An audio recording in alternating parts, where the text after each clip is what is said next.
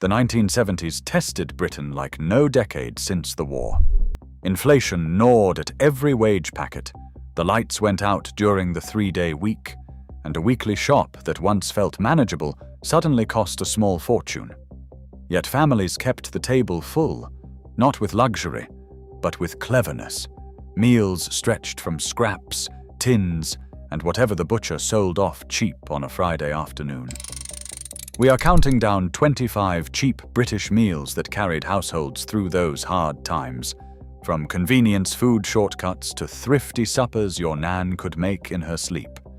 Expect powdered puddings, mystery meat, and the quiet genius of feeding 6 on next to nothing. Which one tops the list? Let us begin our countdown with number 25. Number 25. Spam fritters with a taste of a Friday tea when wages had stretched thin, and the meat tin was the only meat in the house.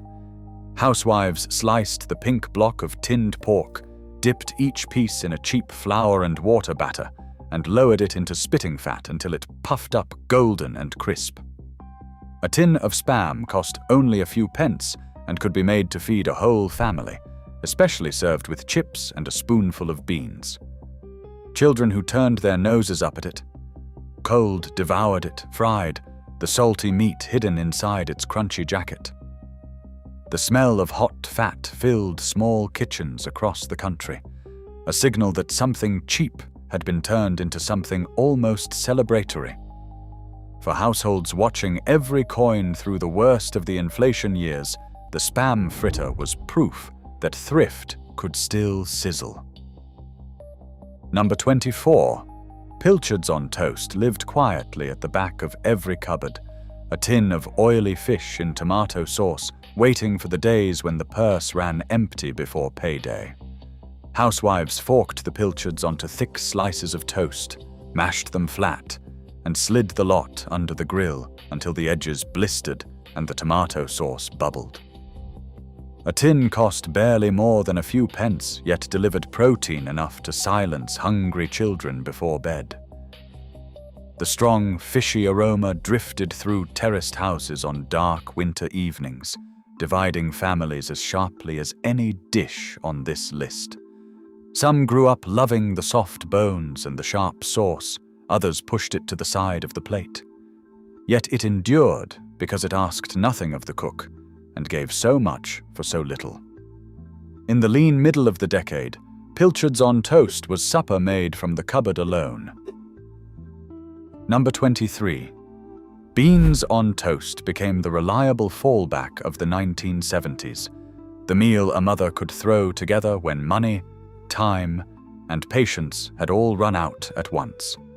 A tin of Heinz beans, costing only a handful of new pence, was tipped into a pan and warmed while the bread toasted, the smell of sweet tomato sauce promising comfort in minutes. Children ate it without complaint, mopping the last of the sauce with crusts, while parents quietly noted how far a single tin could be made to go.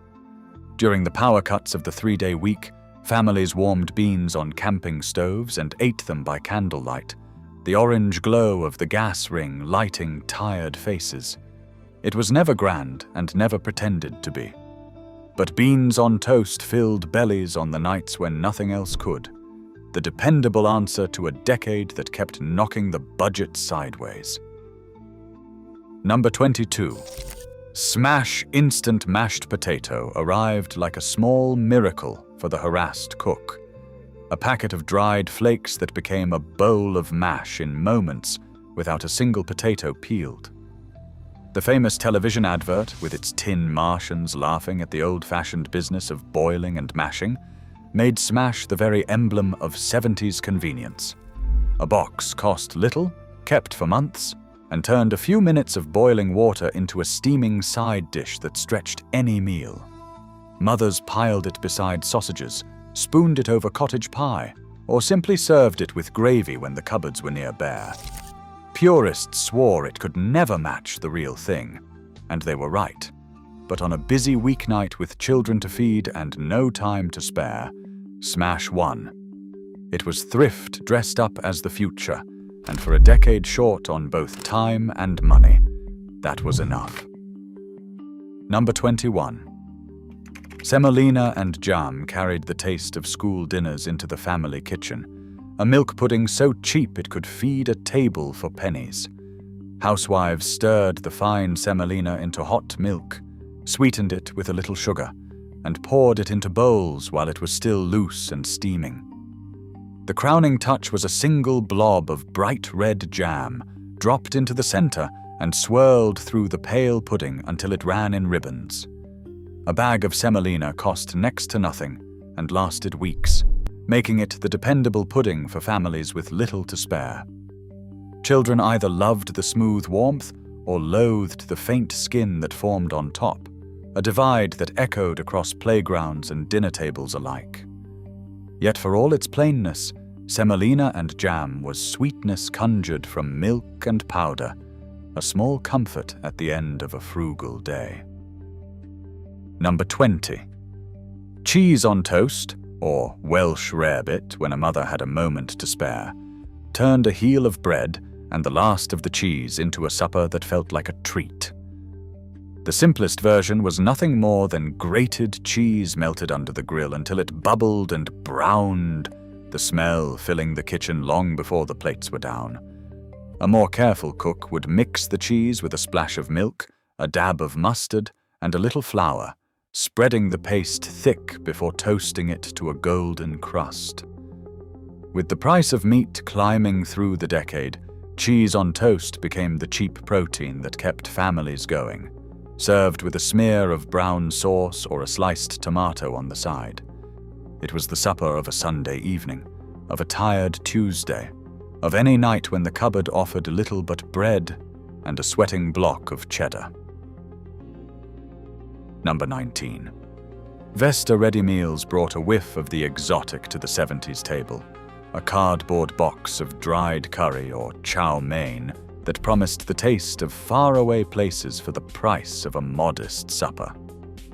Housewives tipped the dehydrated ingredients into boiling water, watched the sauce thicken as if by magic, and fried the little nest of crispy noodles that came with the chow mein.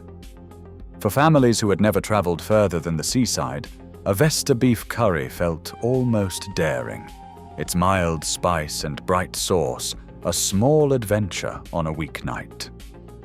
A box cost a fair bit more than a tin of beans, but it stretched to feed a family and needed nothing fresh from the shops. Children remembered the crunch of those fried noodles for the rest of their lives.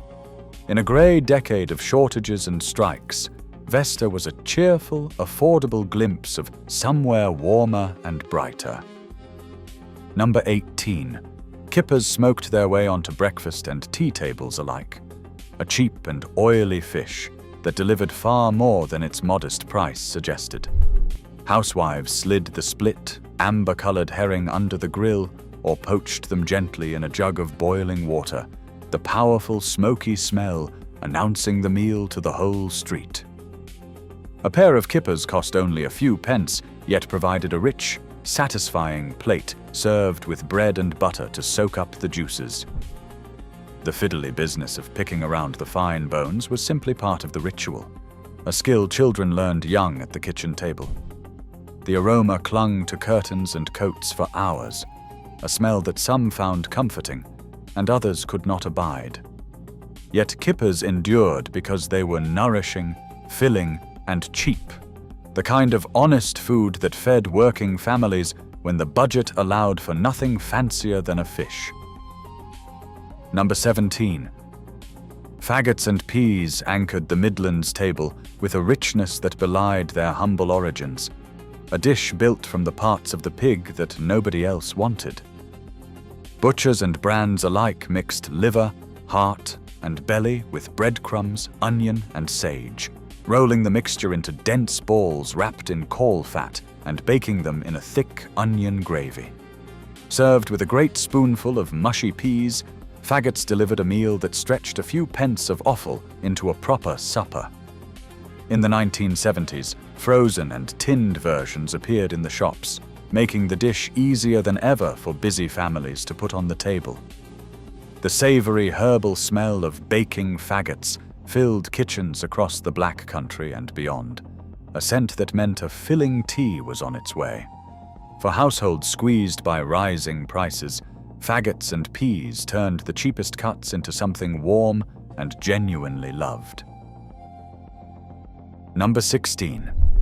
Peas pudding and boiled bacon kept the Northeast fed through the hardest weeks, a partnership of split peas and salty pork that stretched a single joint across several days. Housewives simmered yellow split peas until they collapsed into a thick, golden paste, seasoned with butter and pepper, often cooked alongside the bacon so the flavors mingled in the pot. A small bacon hock cost little, and what was not eaten hot was sliced cold for sandwiches the next day, the peas pudding spread thick between bread. The old rhyme of peas pudding hot and peas pudding cold echoed through Tyneside kitchens as children learned it without ever questioning why the dish appeared so often. Dense, earthy, and deeply filling, it was the working family's protein when meat alone was beyond reach. Through the strikes and shortages of the decade, this old northern staple proved that two cheap ingredients could still make a proper, lasting meal. Number 15.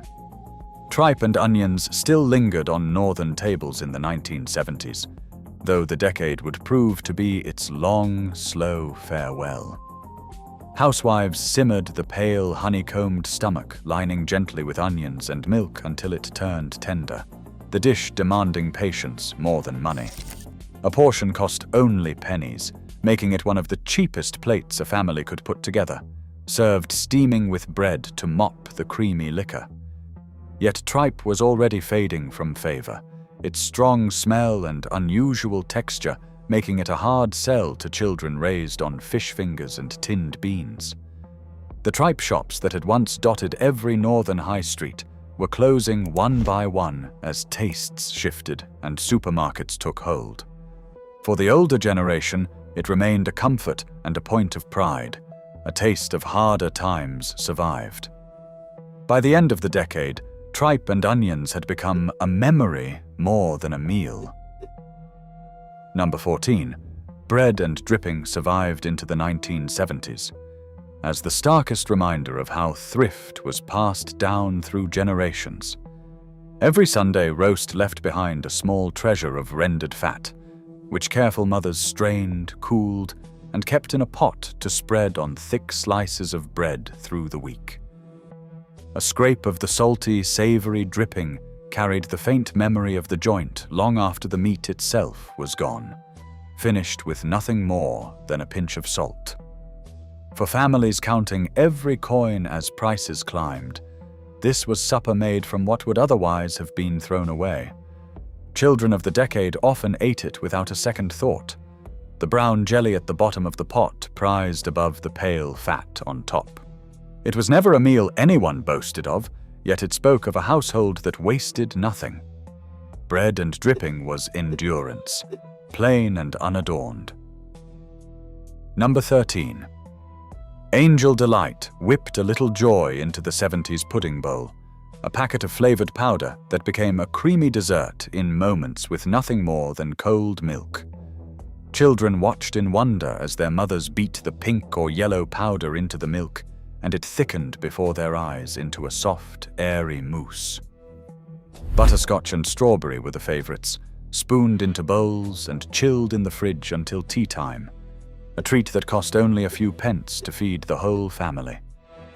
In a decade where fresh cream was a luxury and a proper pudding took time no one had, Angel Delight offered sweetness without effort or expense. The texture was unlike anything homemade, light and smooth and faintly artificial, and a generation of children adored it for exactly that. It was convenience and comfort in a single sachet, the affordable pudding that turned an ordinary tea into something to look forward to. Number 12. Fish fingers marched out of the freezer and onto the 70s tea table, a cheap and reliable supper that children would actually eat without a fuss. Birdseye and its cheerful Captain Birdseye made the breaded fish sticks a household name, sold by the boxful and kept frozen for whenever a quick meal was needed. Grilled or fried until crisp, they were served with chips and beans, or pressed between buttered bread to make the beloved fish finger sandwich.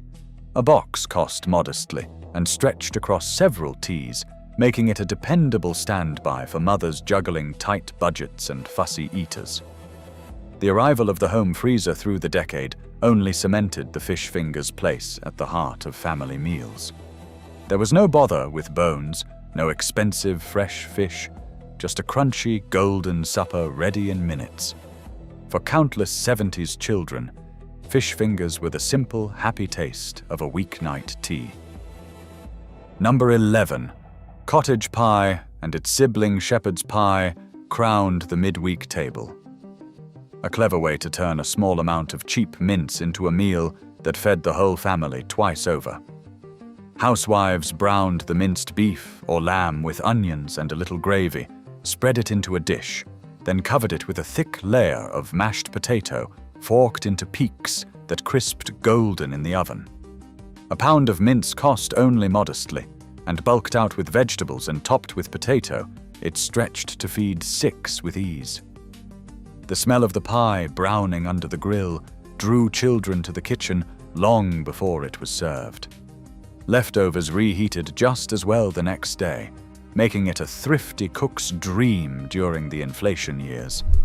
Warm, filling, and endlessly forgiving, the cottage pie was the dependable heart of 70s home cooking, comfort built from the cheapest cuts in the butcher's window. Number 10. Bubble and Squeak gave Sunday's leftovers a second life on the Monday plate, a meal whose very name came from the hiss and pop of vegetables hitting the hot pan. Housewives gathered the cold mashed potato and leftover cabbage from the roast, sometimes with a stray carrot or sprout, mashed them together and fried the mixture until the edges turned brown and crisp. It cost nothing beyond what had already been bought, the purest expression of a kitchen that refused to waste a single scrap. The smell of frying cabbage divided households as it always had, but the crunchy, savory cake that emerged won most arguments at the table. In a decade where every leftover counted, Bubble and Squeak was both habit and necessity, the thrifty answer to the question of what to do with Sunday's remains. Served with a fried egg or a slice of cold meat, it was a humble meal made from pure ingenuity. Number 9. Liver and onions divided the 70s family table as sharply as any dish. A cheap and nourishing supper that parents pressed on children for the iron it carried. Housewives fried slices of lamb or pig liver fast in a hot pan, smothered them in soft caramelized onions, and served the lot with mashed potato and a pool of thick gravy. Liver cost a fraction of the price of a proper cut of meat, making it the affordable answer to a family's hunger for something substantial. The strong metallic smell sent some children fleeing the kitchen, but a clean plate was expected, and most learned to eat it under their mother's watchful eye. The secret was speed, for a moment too long in the pan turned the liver tough and bitter. Rich in goodness and gentle on the purse, liver and onions was the practical supper of a thrifty decade, loved by some and endured by many. Number 8. Corned beef hash leaned on the trusty tin to carry families through the weeks when fresh meat was beyond the budget. Housewives pried open the familiar key wound tin, diced the dense pink slab of salted beef, and fried it with chopped potatoes and onions until the whole pan turned crisp and golden at the edges. A single tin cost modestly and stretched to feed a family, especially padded out with plenty of potato and topped with a fried egg or a spoonful of beans. The sharp, salty tang of the corned beef was unmistakable, a flavor that meant a quick and filling supper was on its way. Through strikes, shortages, and the long power cuts of the 3-day week, that tin waited patiently in the cupboard, ready whenever the fresh meat ran out. Corned beef hash was insurance against an empty plate, a dependable meal built from the store cupboard, when money and fresh food alike were running low. Number 7. Lentil and vegetable soup simmered on stoves across Britain when the budget demanded a meal made almost entirely from pennies. Housewives tipped a handful of cheap dried lentils into a pot with onions, carrots, and whatever root vegetables were left in the rack, sometimes adding a ham bone or stock cube for depth. Left to bubble for an hour, the lentils broke down into a thick, hearty soup that filled bellies and warmed cold kitchens through the worst of winter. A bag of lentils cost very little and could be made to feed a family several times over, the ultimate thrift food of a hard-pressed decade. Served with bread to bulk it out further, a bowl of this soup was a meal in itself, not merely a starter.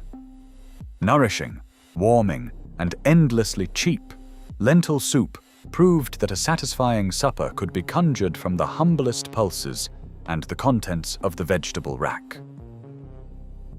Number 6.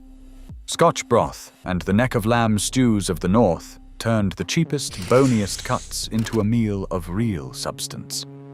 Housewives bought scrag end or neck of lamb for a pittance at the butcher, knowing that long, slow cooking would coax tenderness and flavor from meat that was tough and gristly raw. Into the pot went pearl barley, dried peas, carrots, swede, and onion, the barley swelling to thicken the broth into something hearty enough to stand a spoon in. Hours of gentle simmering filled the kitchen with a savory steam that promised warmth at the end of a cold day. A single cheap cut and a handful of vegetables fed the whole family, with enough left to top up the pot the next day. Through the bitter winters and tight budgets of the decade, this thick, barley-laden broth was the working family's defense against hunger and cold alike. Thrift turned into nourishment. Number 5. Toad in the hole made a handful of sausages stretch into a meal for the whole family. Through the simple magic of Yorkshire pudding batter, housewives whisked together flour, eggs, and milk, poured it sizzling around the sausages in a hot tin of fat, and watched the batter rise and crisp golden in the oven. A few cheap sausages, padded out with this puffed and savory batter, fed 6 with ease and cost very little, the perfect answer to a tight, weekly budget. The corners, where the batter turned almost biscuit hard, were fought over at the table, while the soft sausage-soaked center went to the youngest. Smothered in thick onion gravy, it was a supper that felt far grander than its price. The smell of the batter rising and the sausages browning drew the family to the table in eager anticipation. In a thrifty decade, Toad in the hole made scarcity taste like a feast. Number 4. Sausage and mash, the beloved bangers and mash, was the comfort supper that every 70s family knew by heart. Housewives fried or grilled a few cheap sausages until they browned and split, piled them onto a mound of buttery mashed potato, and drowned the lot in a river of thick onion gravy.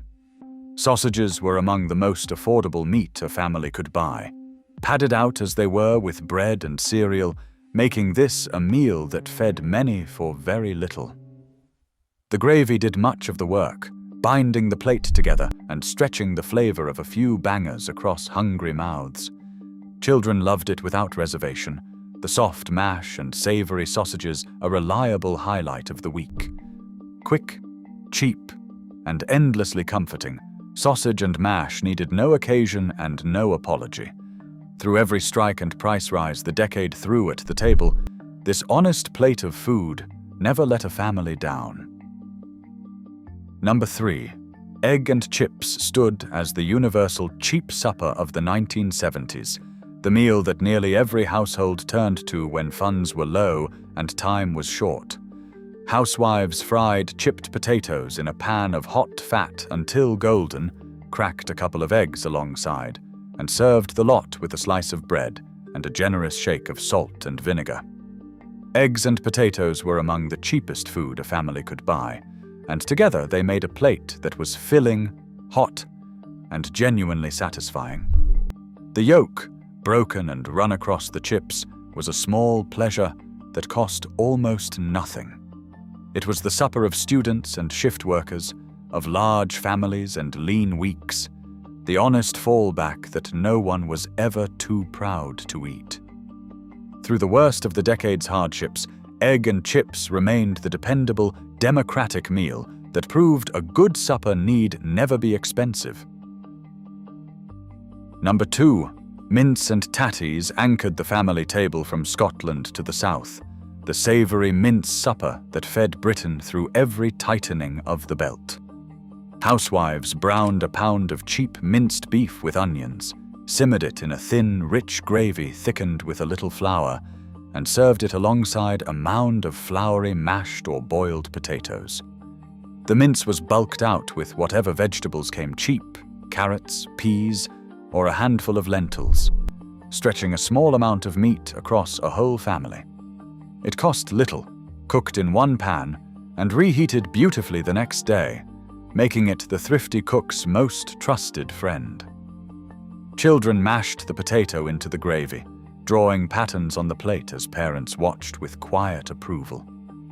Plain, hearty, and deeply comforting, mince and tatties asked for nothing fancy and disappointed no one. In a decade defined by making do, this was the workhorse supper that never failed. And finally, in first place, the Sunday joint stretched across the entire week, crowned the 70s table as the ultimate expression of thrift and ingenuity. A modest cut of beef or a cheap chicken, bought when the budget allowed, became Sunday's roast, the one proper meat meal a hard-pressed family could manage. Yet the genius lay in what came after. Monday's cold slices fed sandwiches and salads. Tuesday's leftovers were minced into rissoles or a cottage pie. And by midweek, the carcass and bones went into a great pot of soup that simmered for hours on the stove. Nothing was wasted, not the dripping that was saved in a pot, nor the smallest scrap of meat picked from the bone. A single joint, costing what little a family could spare, was made to do the work of 5 or 6 meals. This was the heart of 70s survival, the deep, inherited wisdom that turned one roast into a week of dinners and kept every seat at the table filled. From the spam fritters that opened our list to the Sunday joint stretched across the week at the very top, these 25 meals tell the story of how British families survived the hard times of the 1970s.